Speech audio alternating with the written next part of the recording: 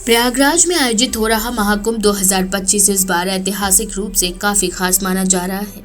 हाल ही के दिनों में एक चर्चा जोरों पर थी कि ये कुंभ 144 सालों बाद आ रहा है और इसका विशेष धार्मिक महत्व है। इस चर्चा ने देश और विदेश के करोड़ों श्रद्धालुओं को प्रयागराज की ओर काफी आकर्षित किया है। लेकिन सवाल ये है कि क्या सच में 144 साल बाद कोई विशेष कुंभ आता है या ये एक धार्मिक धारणा और ज्योतिषी गणना का हिस्सा मात्र है। कुंभ मेले की परंपरा हजारों वर्षों से चली आ रही है और हर 12 साल में 4 प्रमुख स्थानों प्रयागराज, हरिद्वार, उज्जैन और नासिक में इसका आयोजन होता है। इसके अलावा हर 6 साल बाद अर्ध कुंभ और हर 12वें कुंभ के बाद 144 वर्षों में एक विशेष योग बनने की चर्चाएं होती हैं। इसे कुछ विद्वान अमृत योग या महामहोपाध्याय कुंभ कहते हैं। पद्म पुराण के पाताल खंड में शेषनाग के द्वारा उल्लेख किया गया है कि जब 12 कुंभ पूरे हो जाते हैं तब एक विशेष पुण्य काल आता है जिसे अमृत योग कहा जाता है।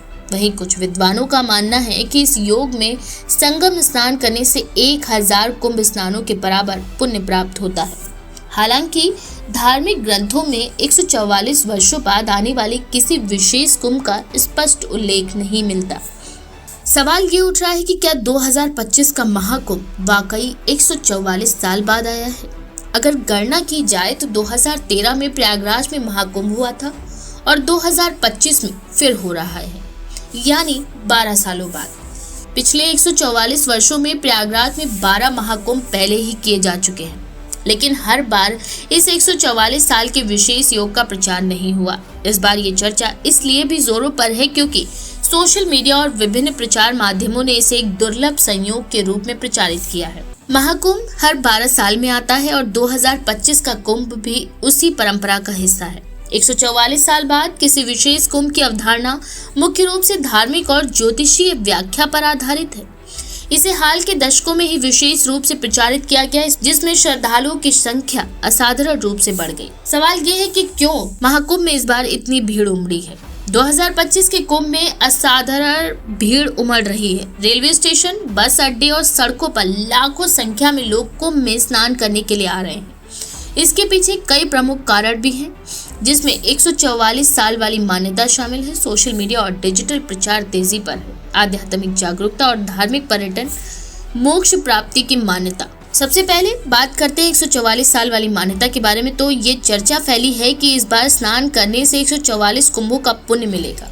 वहीं सोशल मीडिया के प्रचार को लेकर पहले के कुंभों की तुलना में इस बार प्रचार बहुत तेजी से किया गया है। साथ ही धार्मिक पर्यटन की बात की जाए तो कोरोना महामारी के बाद लोग धार्मिक आयोजनों में अधिक भागीदारी दिखा रहे हैं। संगम स्नान को मोक्ष प्राप्ति का मार्ग माना जाता है और इस बार इसे और अधिक महत्वपूर्ण बताया गया है। वहीं इस भारी भीड़ की वजह से प्रशासन के लिए भी बड़ी चुनौतियां बनी हुई हैं। प्रयागराज प्रशासन के लिए इस बार का कुंभ एक बड़ी चुनौती बनकर सामने आया है। भारी भीड़ के कारण नई दिल्ली रेलवे स्टेशन पर भगदड़ मच गई थी, जिसमें 18 लोगों की जानें चली गई थी। प्रशासन ने संगम तट पर विशेष स्नान घाटों का निर्माण कराया, जिससे श्रद्धालुओं को सुविधा मिल सके। वहीं सुरक्षा व्यवस्था के कड़े इंतजाम भी किए गए, लेकिन भीड़ इतनी ज्यादा है कि कई जगह अव्यवस्थाएं देखी जा रही हैं।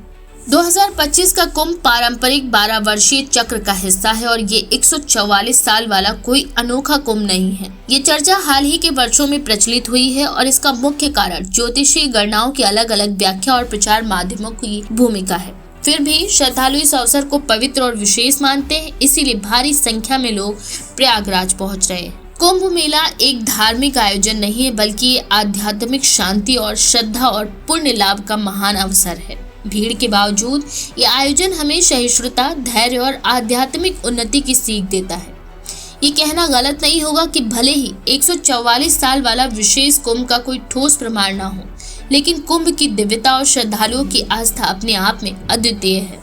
आपका इस बारे में क्या विचार है, कृपया कमेंट बॉक्स में लिखना ना भूलें।